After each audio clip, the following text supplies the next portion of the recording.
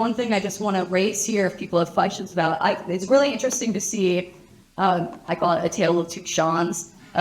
Sean Fain is the president of the UAW, and Sean O'Brien is the still relatively new president of the Teamsters, which is, another infamous and famous and storied union of the truck drivers, all sorts of industrial work in the United States, transportation. He also won a kind of reform victory, though he doesn't come out of the kind of Sean Fain is in a rank and file reform caucus. He's basically a socialist. Sean O'Brien is not that. And we've kind of seen the difference on the level of political education. Sean Fain, in recent months, and especially during the victory strike, has always said, Donald Trump is a scam. We don't look like just to solve workers' problems. We solve them ourselves. This guy definitely is our enemy. Sean O'Brien met with Trump. He sat down with him. I think at the end he will come around, right? I hope so.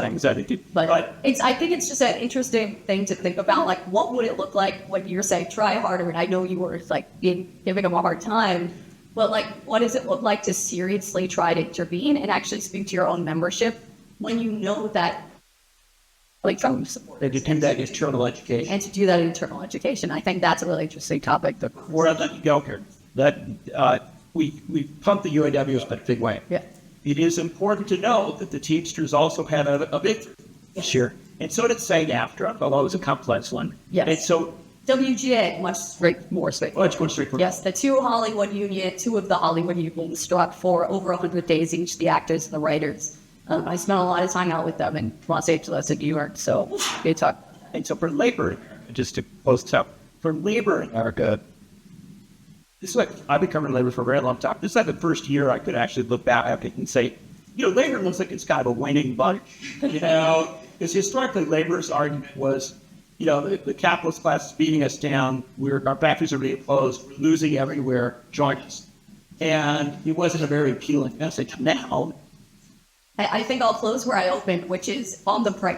It could go either way. This is pants out of... What is the name of this ballot? The possible pants out of victory. And it's possible we won't get there.